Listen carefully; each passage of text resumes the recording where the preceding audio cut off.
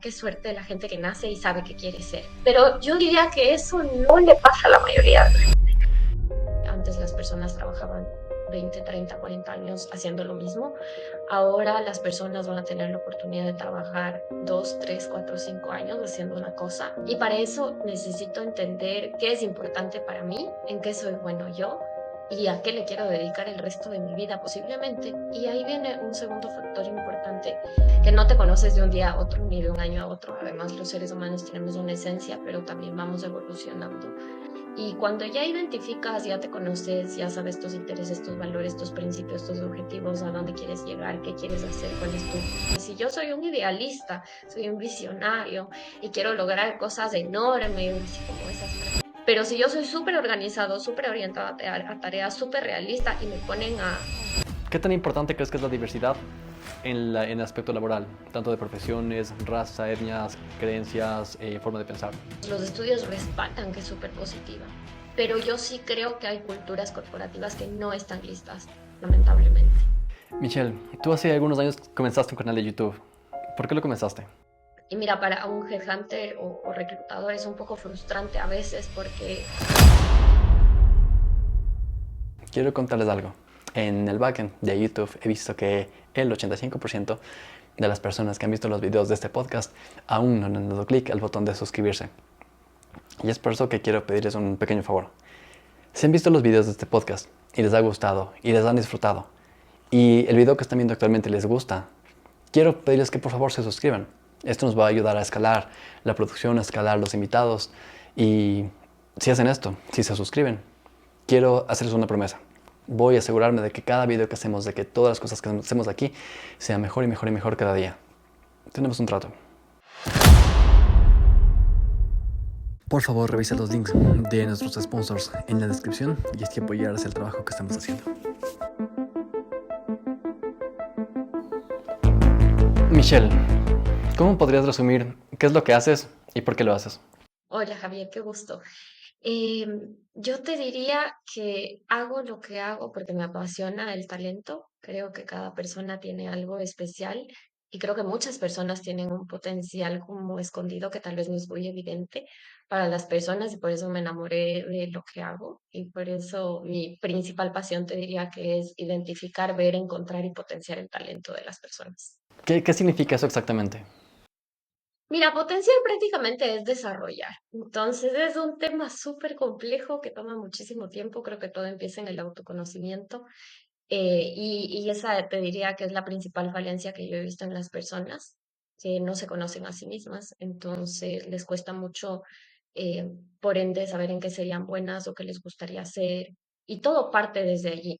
Y cuando ya identificas, ya te conoces, ya sabes tus intereses, tus valores, tus principios, tus objetivos, a dónde quieres llegar, qué quieres hacer, cuál es tu propósito en la vida, por más que suena romántico y a Víctor Frankl buscando el sentido, pero sí es eso, ¿no? La vida es una sola, es muy corta y hay que saber bien qué va a hacer uno con ella. Sobre todo lo he visto en gente muy joven, como no logran dimensionar el impacto de lo que van a estudiar.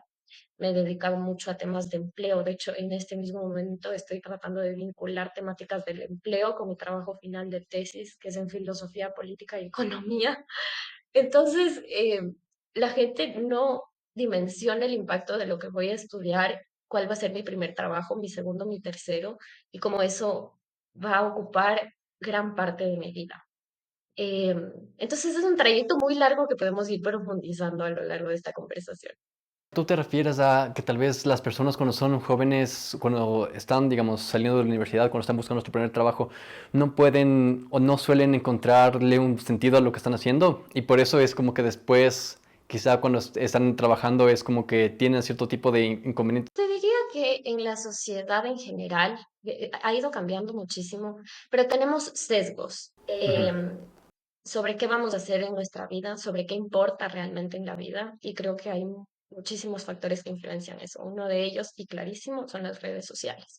Entonces tú antes le preguntabas a un niño, ¿qué quieres ser? Y el niño te decía, quiero ser astronauta, quiero ser médico. Y ahora te dicen, quiero ser influencer, que está muy bien, es simplemente que ha cambiado el mundo. Pero realmente, ¿qué hay atrás también de eso? Y si es que realmente eso es lo que tú quieres o simplemente es algo que viste, admiras y te parece tal vez chévere. Y para eso necesito entender qué es importante para mí, en qué soy bueno yo y a qué le quiero dedicar el resto de mi vida posiblemente. Y ahí viene un segundo factor importante, que es que el mundo del trabajo se está transformando rápidamente. Antes las personas trabajaban 20, 30, 40 años haciendo lo mismo. Ahora las personas van a tener la oportunidad de trabajar 2, 3, 4, 5 años haciendo una cosa en un área de profesión y luego van a poder profesionalizarse rápidamente en otra. Entonces también es que tanto quiero aprender, que tanto quiero conocer y entender que ese mundo es súper amplio. Eh, Eso por una parte. Por otra parte, también influencia de los padres, de las amistades, de en teoría que te va a dar dinero o que te va a hacer feliz, como esa constante bulla que tenemos alrededor.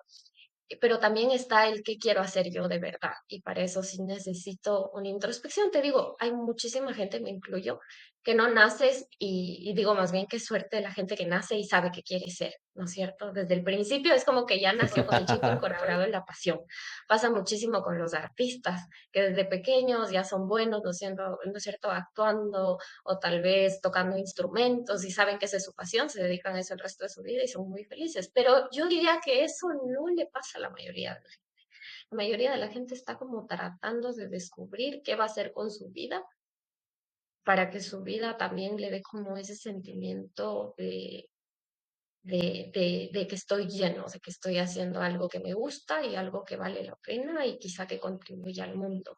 Entonces, es ahí, te diría, desde que uno va creciendo, es niño y ya cuando empiezas a decidir qué voy a estudiar y cuando decides cuál va a ser mi primer trabajo y mucho más adelante también cuando, y le pasa a muchas personas, me equivoqué, tal vez no era esto, necesito cambiar. Y ahí viene un gran miedo de cambiar, porque ya le dediqué a esto, no sé, 5, 10, 20 años de mi vida. Tal vez es muy tarde para cambiar. ¿Cuál es el costo de cambiar? Tú que eres economista me vas a entender en ese costo, ¿no es cierto? Pero ya es un costo hundido, digámoslo así, es un costo que ya está ahí. ¿Por qué no cambiar? Tal vez lo que gano va a ser mucho más que lo que voy a perder en este momento. ¿Cuál sería, en tu caso, el mensaje que le darías a las personas que nos están escuchando que tal vez son jóvenes y no saben muy bien entre qué quieren ser después? ¿Cómo pueden encontrar su pasión? Te diría que todo, bueno, les diría que todo empieza en el conocerse a ellos mismos y cómo se pueden conocer. Bueno, te diría que es un viaje largo también, que no te conoces de un día a otro ni de un año a otro. Además, los seres humanos tenemos una esencia, pero también vamos evolucionando. Sí cambiamos, sin duda cambiamos. De hecho, si no has cambiado en los últimos 3 años y crees que eres exactamente el mismo que hace 3 años, preocúpate. Eso diría yo. Eh, entonces, primero tengo que identificar cómo me siento yo en el mundo y qué me interesa a mí, porque cada persona tiene intereses diferentes. Y en intereses me refiero a qué me llena a mí. Me llena ser súper productivo, me llena aprender, me llena ayudar a los demás, llena contribuir, dejar un legado. ¿Qué es lo que yo quiero en la vida, como ese macro, o al menos qué quiero en este momento? Ya si me cuesta mucho llegar, entonces agarro todo ese gran rumbo de la vida y lo divido en pedacitos chiquitos. Entonces, ¿qué quiero lograr yo este año? ¿Qué quiero lograr este mes, esta semana? ¿Cómo voy a lograr eso que me propuse para este año? Y hacer esa reevaluación constante, que además no es tan difícil cuando uno ya lo pone en algo medible. Una frase que me dijeron en algún momento es, cuando algo es muy grande o muy difícil, dicen, ¿cómo me como este elefante? ¿Cómo me lo voy a comer? Dicen un elefante o una vaca. Y la respuesta es bocado a bocado. Es como a pedazos. La vida es eso. Ni siquiera sabemos si vamos a estar vivos de aquí a 10 años, ni siquiera sabemos si vamos a lograr ese gran propósito. Entonces, es hacer que lo que en este momento, en esta realidad, hoy, mañana, este mes, quiero hacer, valga la pena. Y también alinearlo, por supuesto, a mis intereses, a mi personalidad, a mis aptitudes, qué tipo de personalidad tengo. Soy introvertido, soy extrovertido, me gusta trabajar con gente, me gusta trabajar sola, quiero un trabajo en remoto, quiero un trabajo presencial, en qué tipo de empresa, cuáles son mis valores, mis principios, qué me gustaría hacer. Me gustaría que sea dinámico, me gustaría que sea repetitivo, porque eso ya va mucho más atado a la personalidad. Es cuestión de gustos e intereses, te diría yo. En este punto, ¿qué tan importantes son no sé cómo llamarlo, nuestra manera de pensar, nuestra actitud, nuestros intereses, la forma en la que es cada uno. Por ejemplo, si es lo que mencionaste hace un ratito, si es introvertido, si es extrovertido, ¿qué tan influye el trabajo que nosotros queremos o con la actitud que nosotros podemos, no sé, ya haber tenido, ya haber, creo que no sé si esta parte no estoy muy seguro todavía, pero no sé si con si la actitud, por ejemplo, se puede cambiar, o sea, si el que alguien está extrovertido o introvertido es algo que se puede cambiar para conseguir el trabajo que uno quiere. Mira, yo creo que sí se puede cambiar. De hecho, hay personas que son muy introvertidas, pero por el entorno de su vida, su trabajo, se vuelven extrovertidas. Sí es posible cambiarlo. La pregunta es si quiero también cambiarlo, porque no es que lo uno está bien y lo otro está mal, simplemente es diferente. Así que tú vas a ver que en los trabajos usualmente la personalidad en cierto punto sí es bastante influyente.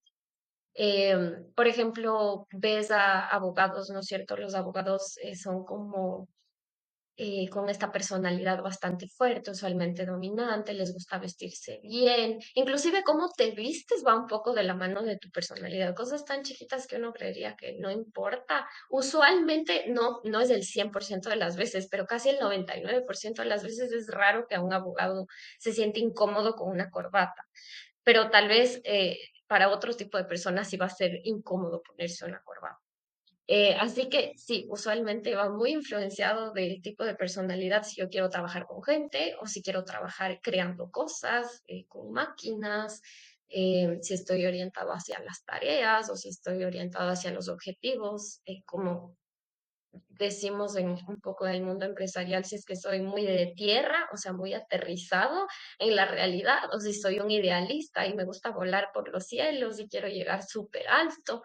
Así que sí, esos aspectos sí influencian mucho qué te hace feliz en el trabajo, porque si yo soy un idealista, soy un visionario y quiero lograr cosas enormes, así como esas frases que dicen, apunta a la luna, si fallas le vas a dar una estrella, bueno, eso va mucho de la personalidad. Entonces, si yo tengo esa personalidad y me ponen en un trabajo en el que no puedo soñar y tengo que cumplir lo que me dicen y estoy como súper aterrizado y todo es en procesos y orientado a tareas, me voy a frustrar sin duda.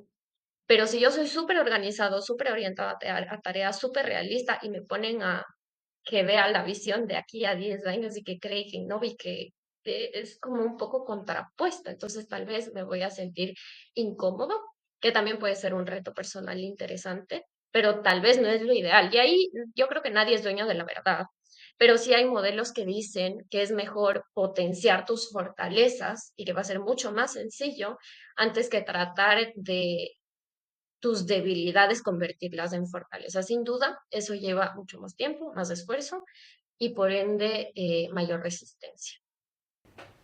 Es más fácil equivocarse al inicio, digamos, cuando estás entrando a la universidad, te cambias de una carrera a otra. Creo que el costo es mucho más bajo que estás, digamos, a los 30 años y quieres cambiarte de carrera, decides que en la industria en la que estás trabajando o en la que has estado trabajando no te gusta y quieres cambiarte, ¿verdad? Claro que sí, esas cosas pasan bastante. No es tan sencillo no equivocarse, pienso yo. Además, lo bonito del equivocarse es que siempre te llevas un aprendizaje.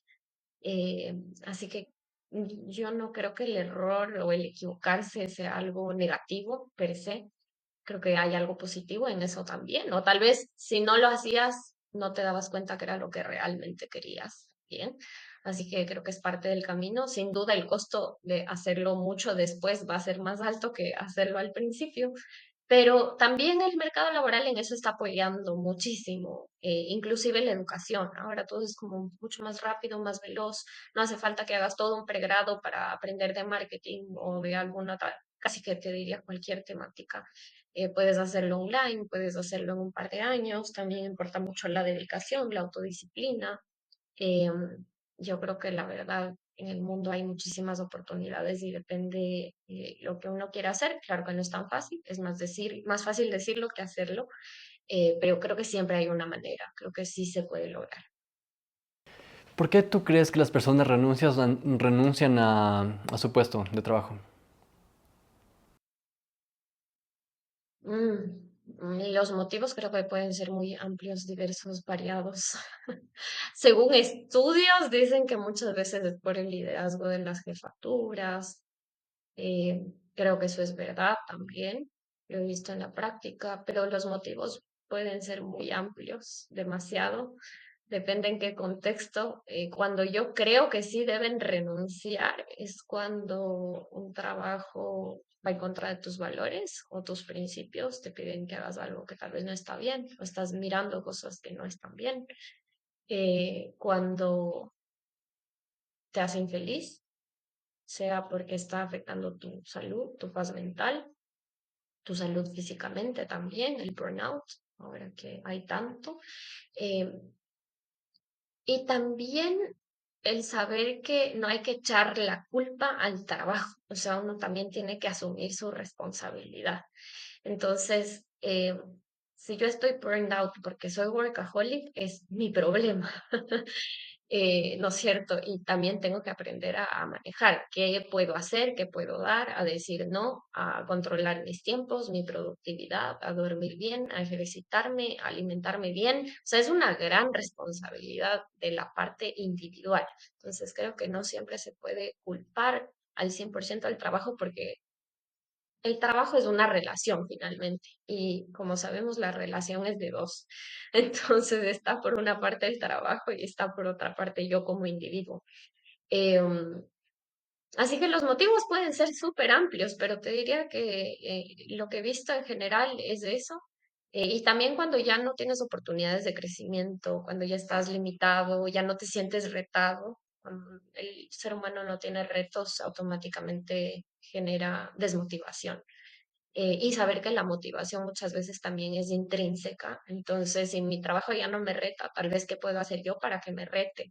Tal vez puedo hacer una nueva propuesta, un nuevo proyecto, o si definitivamente ya he tratado A, B, C, D, no hay forma, bueno, entonces busco algo más. En este punto, ¿tú crees que las personas deberíamos tratar de ser un poco más proactivos y buscar cómo podemos mejorar en el trabajo en el que estamos? ¿O llega un punto en el que, digamos, ahí tienes un problema, no sé, con tu jefe, como me comentabas hace un rato, con tu línea de supervisión, con las jefaturas, y en lugar de afrontarlo, tienes que tratar de, bueno, en lugar de afrontarlo, en lugar de tratar de buscar una solución, ahí dentro de la empresa que alguien está actualmente, tienes que buscar otro lugar de trabajo? ¿Qué es lo recomendable? ¿Qué es lo que tú recomendarías en ese lado? Yo creo que cada persona tiene sus límites y sus no negociables. Entonces depende para la persona qué es un no negociable. Si lo que está sucediendo es un no negociable, creo que automáticamente la respuesta ya está dada. Pero como decía, es una relación también. Es exactamente, o sea, la metáfora va muy bien porque aplica lo mismo con tu pareja. Entonces, hasta dónde tú cedes, ¿no es cierto? Hasta dónde dices, ok, voy a ir a terapia de pareja para solucionar esto. Es un poco igual, ¿no es cierto? Hasta dónde me voy a esforzar, hasta dónde voy a dar, ¿no es cierto? Poner de parte para que esto funcione. Y cuando me doy cuenta que definitivamente no, ya no da para más y lo sano es terminar la relación y empezar un distinto tipo de relación. Sabes, no me había puesto a pensar en el trabajo como una relación, pero creo que es algo que se debería... Es algún concepto un poco extraño para mí, pero creo que es súper interesante, súper nuevo. Total. Bueno, a mí me encanta hacer metáforas de la empleabilidad del trabajo, bueno, en general en la vida, creo. Michelle, tú hace algunos años comenzaste un canal de YouTube. ¿Por qué lo comenzaste? Mira, yo comencé ese canal de YouTube en abril del 2020 porque en marzo fue el boom de la pandemia, se cerró todo, muchísima gente perdió trabajo, algunas amistades míos, familiares. Creo que no había persona casi que en el mundo que no tenga algún conocido que perdió su trabajo. En Ecuador, en junio del 2020, ya en cifras, decían que estaba en 1 millón de personas en desempleo, lo cual es altísimo, y eso sin considerar el trabajo inadecuado e informal, ¿no? Entonces, yo había hecho selección de personal ya por algunos años y sabía que una gran oportunidad que tenían las personas era saber cómo venderse, cómo transmitirse, cómo transmitir quiénes son ellos también en la parte profesional como para conseguir el trabajo que merecen. Y mira, para un headhunter o reclutador es un poco frustrante a veces porque tú presentas una terna de candidatos. Pueden ser dos, tres o cuatro candidatos finalistas para una posición, pero tú no eliges como reclutador quién va a ser contratado. Usualmente quien elige es la jefatura directa de la posición. Eh, y entonces tú miras que a veces la persona que tú crees que es la más apta o más idónea no queda seleccionada, porque tal vez otra persona, por decirlo de alguna forma, se vendió mejor. Y eso te genera un poco de frustración. Y sobre todo cuando luego te das cuenta que tenías razón o posiblemente tenías razón. Entonces yo veía ahí un gran campo de oportunidad, inclusive para empezar a trabajar remoto. O sea, lo que la gente necesitaba era, en fin, generar ingresos. No importa si es a través del trabajo, a través del emprendimiento, pero la gente necesita ingresos para vivir. Y por eso decidí hacer el canal, la verdad, como una ayuda a la sociedad. Además, estaba encerrada en la casa, no había cómo salir. Dando gracias, yo tenía mucho trabajo y también por eso sentía como una deuda, por decirlo así, con la vida, de que ellos sí tenían la oportunidad de hacerlo, mientras muchas otras personas no.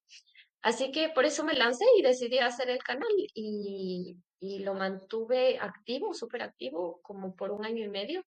Luego por el trabajo mismo y por mucha movilidad ya de país, lo paré y yo soy como, cuando me entrego, soy al 100%, no me gusta hacerlo por pedacitos. Entonces, no lo he retomado porque no he sentido que realmente lo voy a poder retomar de verdad.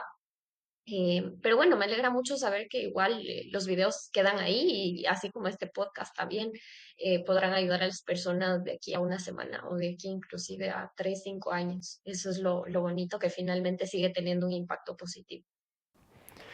¿Cuál crees que es la mayor lección que te dejó hacer este canal con todas sus enseñanzas, con todo lo que viviste? Wow, qué buena pregunta. Em, yo creo que la mayor, me dejó muchas lecciones. Es difícil decirte cuál fue la mayor, así que creo que te voy a decir varias lecciones que tuve. Em, una que te diría que confirmé, que había escuchado, pero no me la creía, es que dicen que cuando tú haces algo como por un motivo auténtico o como por decirte por esa pasión o por esa pasión o ese cariño, el dinero viene por default.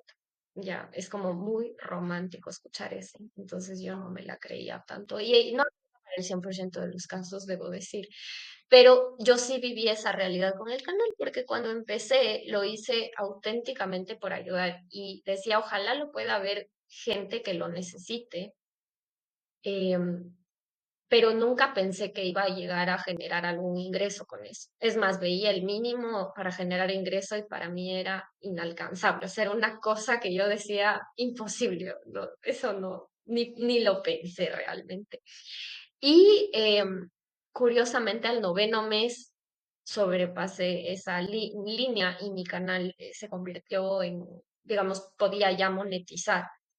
Entonces fue súper interesante y también en un punto me cuestioné y dije, ¿será que debo seguir? Porque finalmente también es una fuente de ingreso, aparte que ayuda a la gente. Pero como te digo, mi interés auténtico no era hacer dinero con eso, la verdad. Así que lo dejé por hacer dinero con mi trabajo. Que eso sí, aunque me genera muchísima satisfacción, obviamente también necesitas el dinero para vivir. Em, Esa fue una gran lección. La otra gran lección que me dejó fue ver cuánta gente realmente necesita la información, porque tal vez no sabe dónde encontrarla. Yo diría que está en el internet, pero tal vez no es tan fácil encontrarla. Y que te lo digan también desde un sentir auténtico y no desde un sentir de te vendo humo, que eso hay mucho, lamentablemente, también ahora en Internet, y ver que la gente en los comentarios, que lamentablemente no los he leído hace mucho tiempo, que espero poder retomarlo en un momento, pero cuando estaba muy activa yo leía todos los comentarios de las personas. Y bueno, también hay comentarios negativos, no te diré que no, pero me sorprendió ver la red de apoyo entre la gente y ver que realmente a la gente le sirva, que pueda aprender de lo que está escuchando, aplicarlo en su vida y que le funcione, que genere un resultado positivo, sea que consigue trabajo, sea que renuncie a su trabajo porque en verdad necesitaba renunciar a ese trabajo porque le hacía mucho daño, o entender el motivo de por qué pasa esto y no sentirme solo en eso. Y ahí te digo la red de apoyo, porque uno cree que solo uno se siente así o solo a uno le pasa esto, pero cuando ves que a muchas otras personas les pasa, te sientes como acompañado y es más fácil ver que sí existe una salida o una solución. Cuando alguien está tomando una decisión súper importante con respecto a la parte laboral, por lo general lo conversa con sus amigos, con su familia, y creo que esa es la red de apoyo, pero ¿cómo verías tú en quién puedes confiar? Aparte de, digamos, tienes un grupo de amigos, pero no en todos puedes confiar. Creo que ese tipo, para tomar una decisión importante en tu aspecto laboral. Depende en qué punto sea y qué tipo de decisión sea la que debes tomar. Yo creo que sí es una decisión ya final, ¿no es cierto? Que tienes tus pros, tus contras.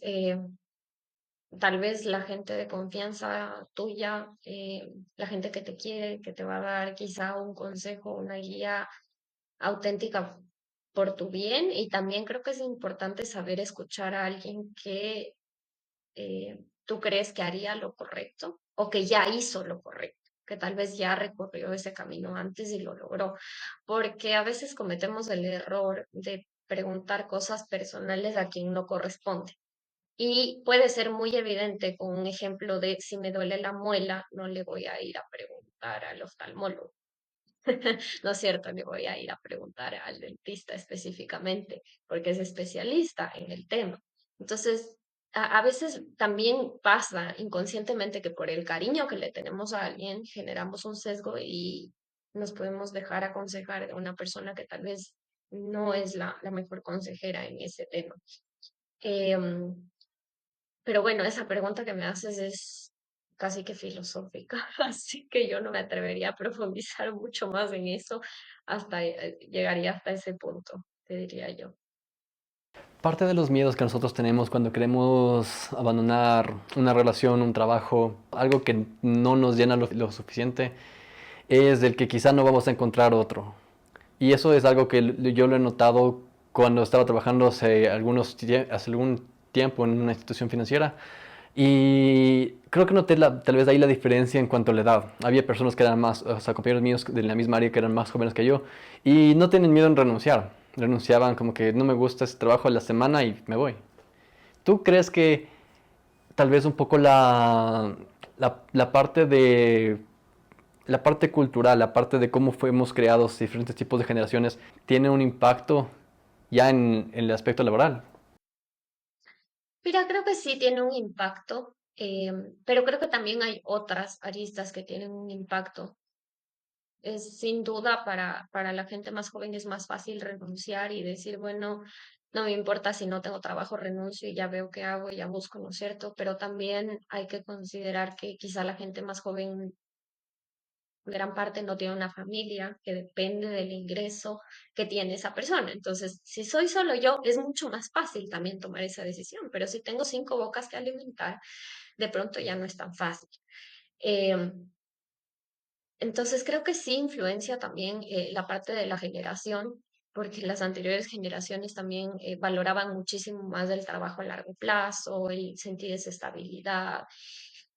Em, el costo es más alto, sin duda, porque es la realidad y lo dicen los números. Para una persona mayor a 50 años es más difícil conseguir un trabajo que para una persona de más joven, ¿no es cierto? Lamentablemente, pero es así. Es más, los países están haciendo, afortunadamente, están haciendo algo al respecto.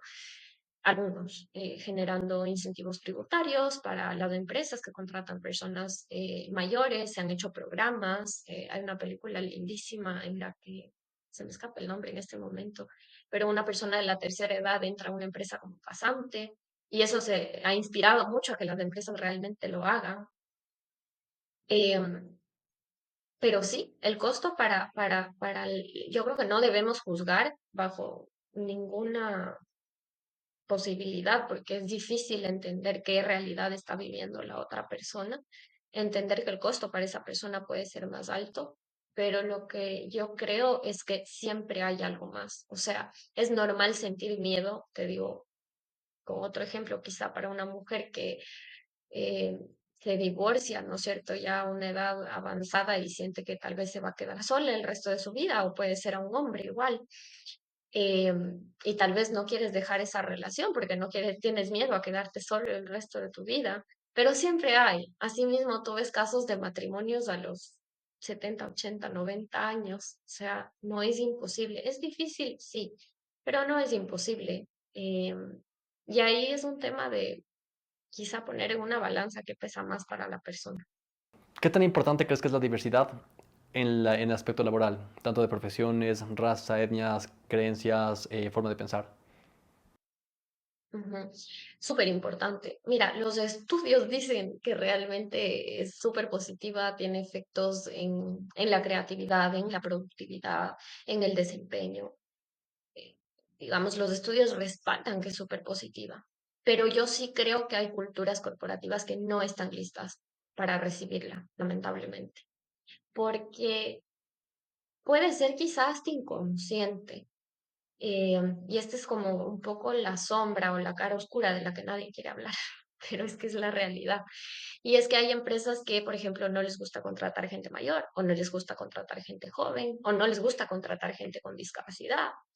Yo he vivido que sea en algunas empresas, lo he visto, incluso externamente, que se trata de implementar programas de diversidad, equidad e inclusión. Y son los líderes los primeros que se oponen a este tipo de programas. Entonces es difícil, no es fácil, sobre todo en Latinoamérica, que la realidad es que tenemos una cultura mucho más cerrada y eso no se ve solo en el ámbito corporativo, sino en el ámbito de la vida diaria. Así que creo que es importante seguir haciendo un esfuerzo al respecto, también entendiendo cuáles son los límites, porque una cosa es diversidad, equidad e inclusión y otra cosa ya es pasar los límites de la y no creo que está bien de ninguno de los dos lados. Así que sin duda tiene muchísimo valor. Creo que hay que implementarlo y hay que esforzarnos por incrementarlo, pero también entender que no todo terreno está listo como para florecer en este momento. ¿Crees que tal vez ese es uno de los inconvenientes se, que se trasladan, digamos, desde la parte cultural, desde el ambiente ya de trabajo, en el ambiente de las diferentes empresas en América Latina, pero tal vez después eso se traslada hacia ya un aspecto económico ya a nivel de país, como que en el desarrollo económico creo que este tipo de cosas es súper importante. Tal vez por eso es que empresas, digamos, como Google, como Apple, que son famosas por contratar a sus equipos de diferentes profesiones incluso, son las que más crecen a nivel de todo el mundo. Ujú. Sí, sin duda es bueno, pero ahí va el tema y es que no todas las empresas son Google ni Apple. Entonces, sí hay que entender mucho cuál es la realidad de una empresa, porque a veces por bien querer hacer, ¿no es cierto? Vemos en la información científica, digamos, en los resultados, en los respaldos, que es positivo y queremos implementarlo, pero también siempre hay que entender la cultura de dónde quieres implementarlo. Y a veces implementar algo que fue exitoso en otro lugar puede tener inclusive efectos contrarios. Así que yo te digo que ese sí es un terreno delicado, que hay que entenderlo bien. Creo que se puede escalar poco a poco. Creo que ahí tal vez está la clave, ¿no es cierto? Paso a paso, bocado a bocado, de poco a poco. Pero cuando se quiere hacer un cambio radical, usualmente no va Mm, no me lo había puesto a pensar de esta manera. Creo que, claro, la parte de crecimientos graduales es algo más fácil que un cambio radical. bien. Así es. Realmente, inclusive para nosotros como personas en nuestra vida, en la dieta, en el ejercicio, es la realidad. Quiero pasar de, digamos, de trabajar en un puesto, en una organización, en un puesto de entrada. ¿Qué tan fácil es hacer esos pequeños pasos graduales hasta poder llegar a un puesto alto dentro de una organización? ¿Cómo lo ves tú? Dentro de una organización. Depende de la organización. Depende de la organización y de la persona, sin duda, del desempeño de la persona, del esfuerzo que implemente la persona, pero también depende de la organización. Hay organizaciones que tienen políticas con ciertos límites o no hay cama para tanta gente, y hay que entender también esa realidad, saber que también a veces son circunstancias que se dan para que haya o no una oportunidad. Así que los factores es un análisis muy complicado. No, no hay una sola respuesta. Te diría que depende de la persona y de la empresa. Me acabas de dar la respuesta favorita de creo que de todos los economistas y es depende, porque es en Sí, en casi cualquier pregunta esa es la parte favorita. eh, es, es muy difícil dar una respuesta una sola respuesta como verdadera cuando los entornos son tan distintos. Claro. ¿Cuáles son las características que debe tener una persona para poder crecer dentro de una organización y no tener que simplemente pasar 5 o 10 años en un mismo puesto? Mira, hay mucha investigación respecto a cuáles son esas características observables de comportamiento, de conocimiento que tienen los altos potenciales. Em, una de ellas es la inteligencia emocional, la relación, ¿no es cierto? Las relaciones interpersonales, la proactividad.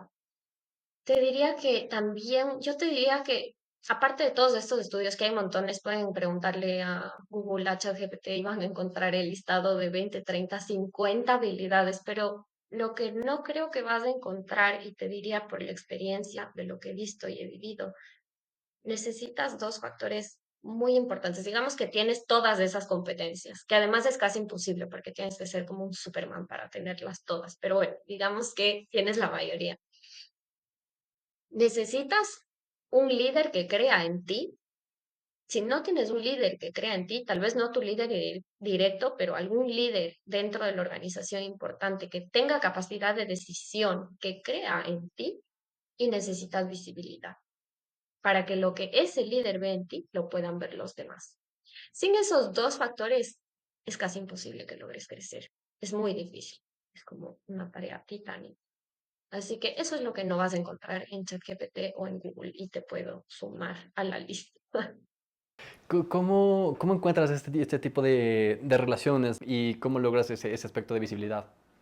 Mira, lo más sencillo, la vía más tradicional y sencilla es con tu líder directo. Y eso creo que lo muestras en tu día a día, con tu forma de ser, con tu trabajo, con tus capacidades, tus competencias. Y si tienes un buen líder, pues él va a ver eso en ti, lo va a admirar, lo va a reconocer y te va a empujar para crecer, sin duda alguna. Si ese no fuera el caso, pero tú tienes todas esas competencias, encontrar otra persona que cree en ti puede ser quizá involucrándote en un proyecto con esa persona dentro de la organización, para que esa persona vea tu trabajo, vea tus competencias, crea en ti, tal vez y luego te quiere llevar a su área, inclusive.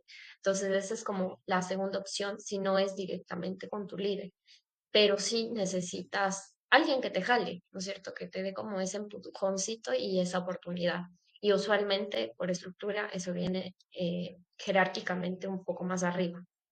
Una de las características más importantes que las acabas de mencionar y que también son consideradas de las más importantes por el Foro Económico Mundial es la parte de la inteligencia emocional. ¿Cómo alguien puede mejorar en este aspecto? Bueno, primero hay que entender qué es la inteligencia emocional, que es un concepto súper amplio. Primero es entenderme yo mismo, ¿no es cierto? Cómo me estoy sintiendo, cómo respondo ante los estímulos del exterior, cómo proceso mis emociones y cómo doy una respuesta. Y también es con las personas, es decir, entender, tener la capacidad de esa empatía, de entender cómo el otro se está sintiendo, cómo está respondiendo y cómo mi respuesta a esa persona es efectiva ante una situación. Entonces es mío y mío con las otras personas. Es súper amplio que lo reducen a dos palabras. Eh, una vez que ya se entiende este concepto, que pueden buscar información, es súper amplio. El primer autor famoso en hablar de ella fue Daniel Goleman en su libro de inteligencia emocional. Hay muchísimos más libros, también más actualizados, hay tests que vienen en algunos libros, la mayoría. No he visto un test gratuito que sea realmente bueno de inteligencia emocional. Tal vez ahí sí nos lo comparten mejor, pero no lo he encontrado. La mayoría que he visto, la verdad, son pagados. Em, pero una persona que tiene inteligencia emocional sabe procesar bien sus emociones, o sea, da una respuesta coherente con la situación y con las otras personas, ¿no es cierto? Es como esa persona que tú dices, wow, o sea, realmente lo hizo bien, dijo bien, reaccionó bien, o sea, no se me ocurre una manera en que lo podía hacer mejor. Porque los seres humanos estamos invadidos un poco por nuestras emociones y es difícil equilibrar entre esa emoción y la razón. Y te diría que es desarrollarlo, se puede, sí se puede. Eh, Toma mucho tiempo, bastante, años, y es en el día a día, empezando desde las cosas pequeñas y también desafiándonos un poco. Casi siempre tenemos una persona con la que quizá no es tan fácil o tan llevadera la relación, porque hacerlo con mi mejor amigo va a ser muy fácil, por algo es mi mejor amigo. Pero hacerlo con aquella persona que me cuesta un poco más, ahí es donde tengo un maestro, donde tengo un aprendizaje, donde puedo realmente desafiarme y a reaccionar bien, a controlar esa emoción versus esa razón y saber cómo tengo que responder, cómo tengo que reaccionar. Y usualmente no lo hacemos bien y luego cuando hacemos una retrospección decimos, ¿por qué no hice esto? Pude haber hecho esto, pero está bien, porque ahí está el aprendizaje. Ahora lo importante es aplicarlo en la próxima ocasión. En una entrevista de trabajo, ¿cómo puedes demostrar tu inteligencia emocional? ¿Cuáles son los pasos, las características que alguien puede tener para demostrar este aspecto?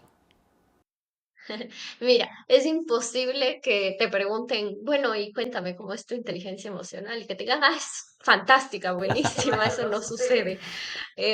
No se puede responder con una respuesta. Como usualmente se evalúa qué tan desarrollada tiene una persona su inteligencia emocional es a lo largo de toda la entrevista. El tipo más común es de preguntas por competencias, en las que te preguntan prácticamente por una situación que tú hayas vivido, ¿no es cierto? Tiene de hecho una estructura, pero el entrevistado usualmente no lo sabe. Tengo unos videos de YouTube en lo que lo explico, porque ahí está la estructura. Entonces te preguntan, cuéntame alguna vez que te pidieron que implementes algo que nunca antes lo habías hecho. Esa puede ser una pregunta de miles, millones, dependiendo que quieren evaluar. Usualmente se ata a una competencia en específico. Entonces tú cuentas una situación, qué se esperaba de ti, qué hiciste tú, cuál fue el resultado. Y en esa interacción de la situación con cómo tú reaccionaste, con cómo tú lograste un resultado, cómo te relacionaste con las demás personas, entre líneas está la inteligencia emocional.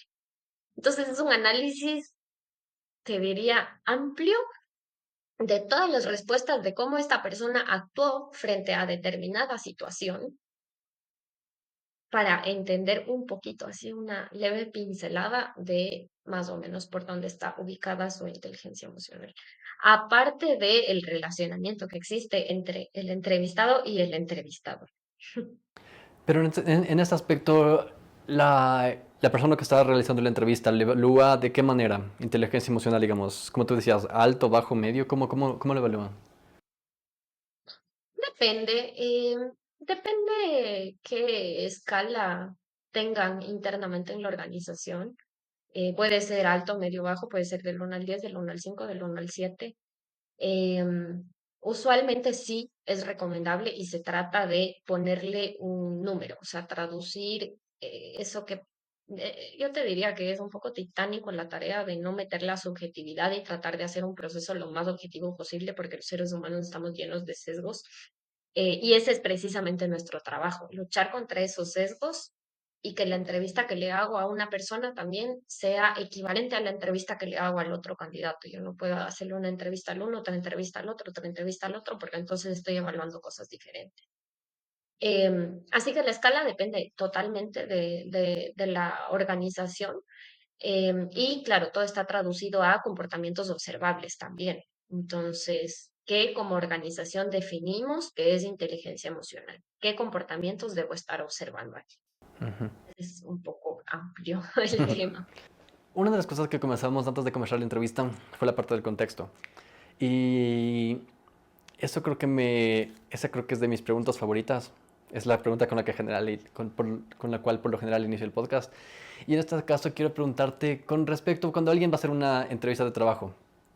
¿Por qué nunca se les pregunta el contexto a alguien?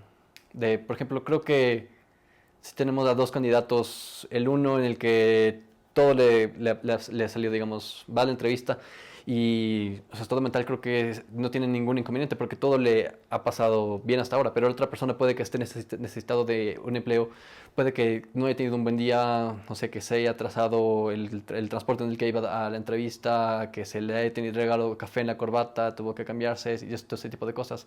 Porque, o, no, al menos a mí, cuando he ido a entrevistas, esta pregunta nunca me la han realizado, pero creo que es importante eso.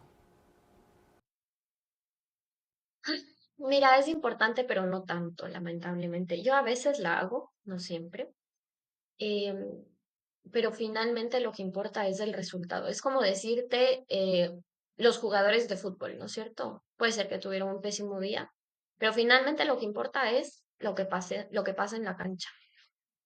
No importa nada más, es la realidad. Eh, Y no porque una persona haya tenido un mal día, si tuvo un mal desempeño en el proceso, le voy a contratar. ¿Me explico? Más bien, hay una película lindísima, la que se llama En búsqueda de la felicidad.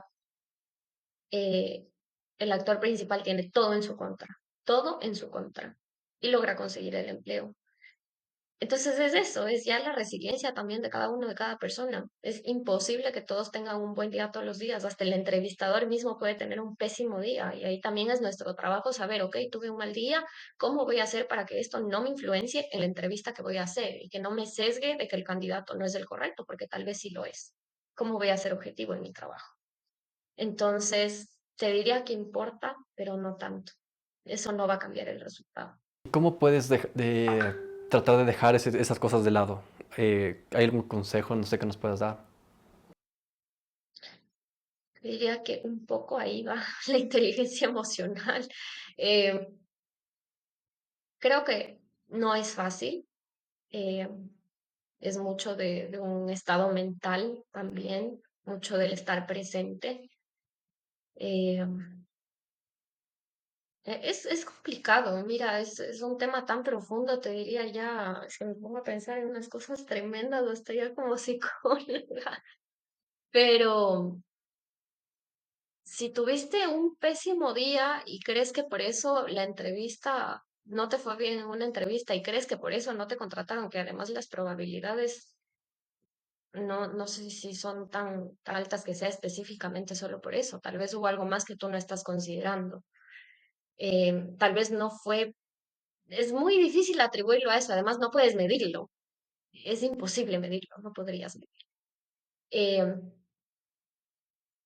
pero diciendo que es por eso también, quizá a lo mejor eso no, el trabajo no era para ti, entonces tal vez, no sé, ya, esa pregunta es demasiado difícil, yo te diría que hasta imposible, al menos para mí imposible de responder, pero finalmente no importa si tienes un buen día o un mal día, lo que importa es lo que está sucediendo en ese momento y si llegaste tarde porque hubo un accidente, bueno, ok, ¿cómo voy a remontarla? Así como se hace en el partido igual, ok, me metí en gol porque me cogió la altura, entonces ¿cómo voy a remontarle? Porque finalmente lo que importa es ese momento. Haciendo igual una analogía de fútbol, que veo que te gusta, ¿verdad? ¿O no La mucho? verdad que no tanto, pero sirve para el ejemplo. Ah, ya. ¿Qué deportes te gustan a ti?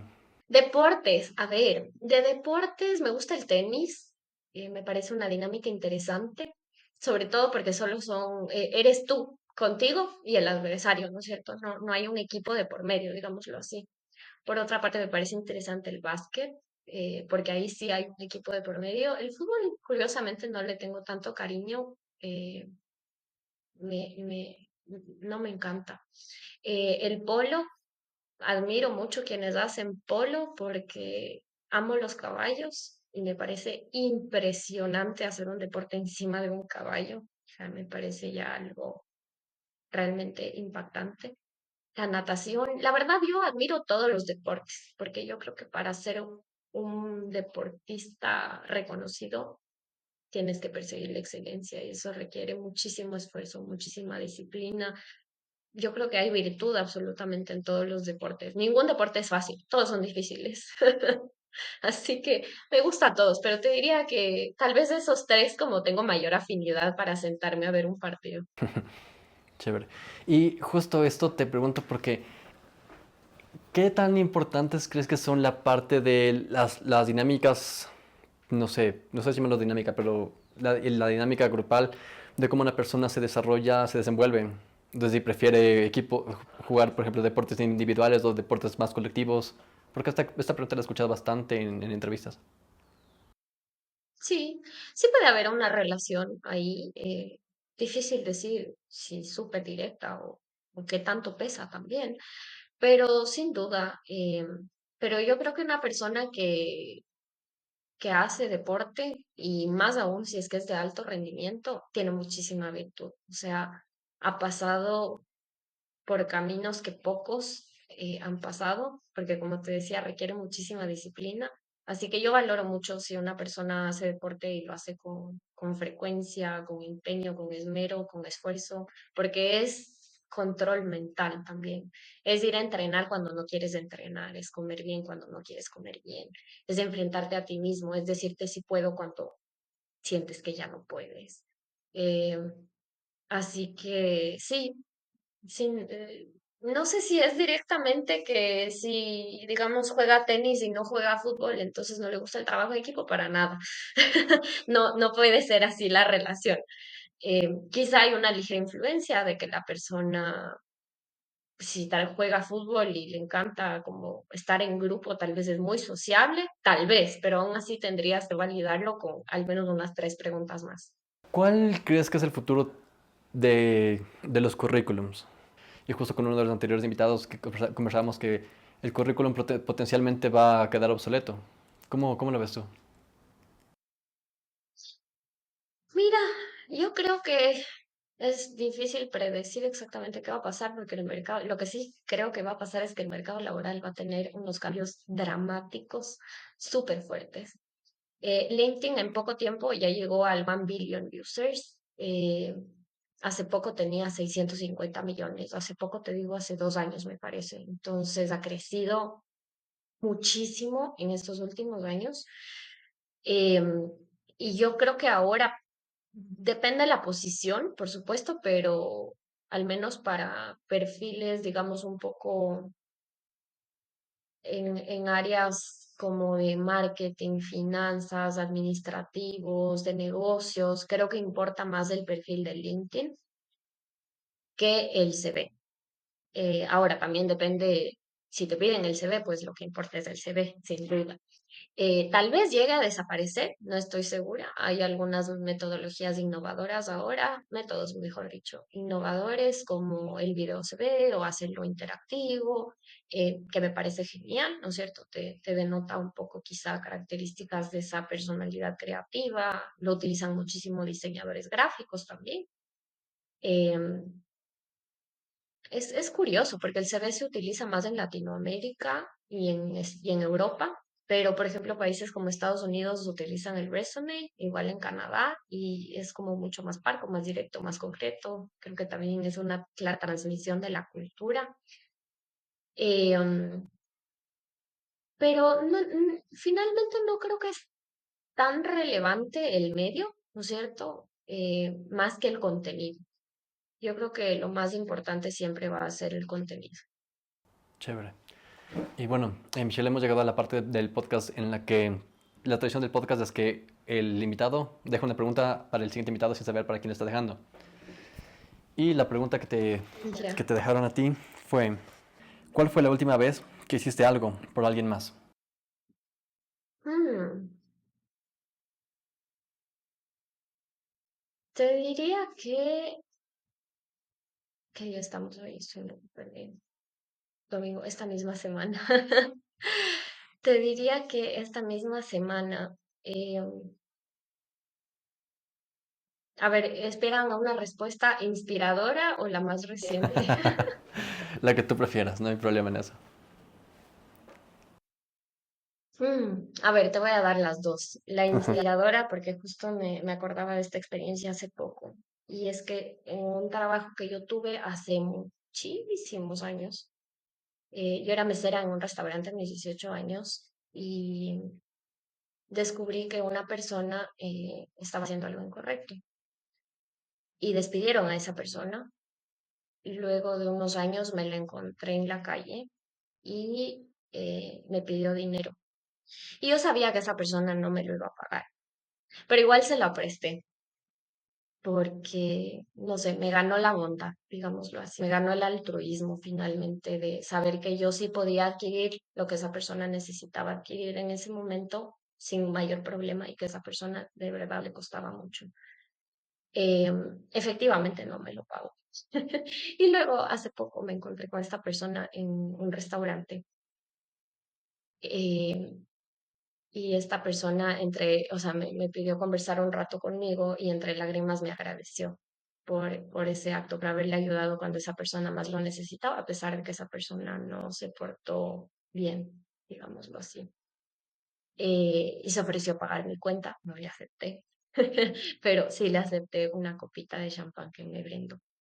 Eso como inspirador te diría. De ahí por otra parte, hacer algo por alguien más, yo creo que lo puedes hacer todos los días. Todos los días creo que le puedes regalar una sonrisa a alguien más, le puedes regalar un cumplido, yo creo que sacarle una sonrisa a alguien. Yo soy muy risueña, súper risueña en mi día a día, en mi vida. Veo a la gente y sonrío. En poco tiempo voy a ir a India y veía un video que decía las cosas que tienes que saber antes de ir a India.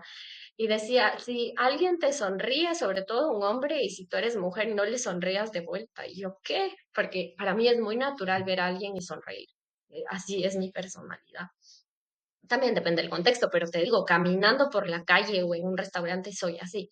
Y decía, porque esto se puede malinterpretar. Eh, ya veremos cómo es la situación, pero eso decía en este video. No conozco mucho de la cultura india aún, espero hacerlo pronto. Pero yo creo que ese es el mayor regalo, sacarle una sonrisa a una persona, entregar lo que tú quisieras también recibir del mundo, y en acciones chiquitas o en acciones grandes, creo que puedes hacer algo por los demás todos los días. Chévere. Muchísimas gracias, Michelle, por esas palabras.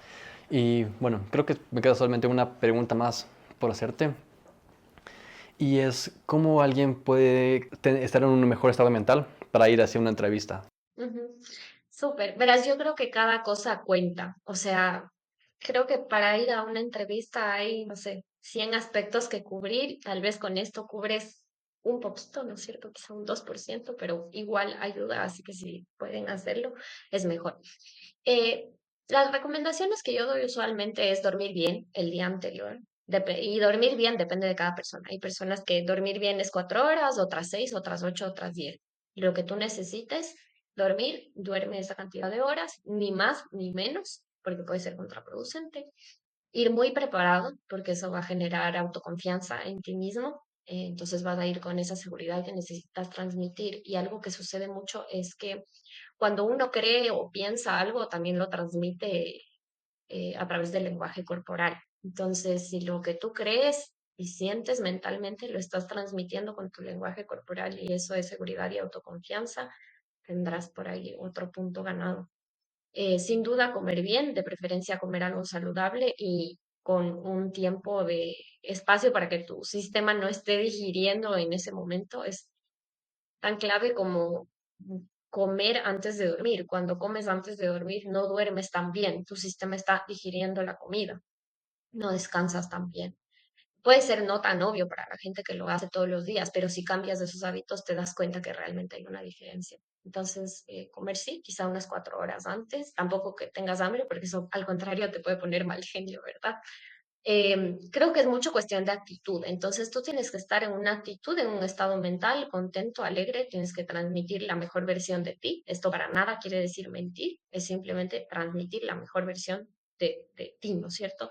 ¿Qué puedes hacer para eso? Depende de cada persona. Hay gente que, no sé, le gustará leer un libro, le gustará hacer su deporte favorito, le gustará rezar, le gustará gritar, o si te dan nervios, tal vez tomarte ahí unas gotitas de algún té, nada, por supuesto, así medicado, ni más bien me voy por el lado natural, gritar, bailar, lo que a ti te sirva para estar como en ese estado mental positivo, con una actitud agradable, ¿no es cierto?, contigo mismo, que tú te sientas bien contigo mismo, creo que eso es lo más importante.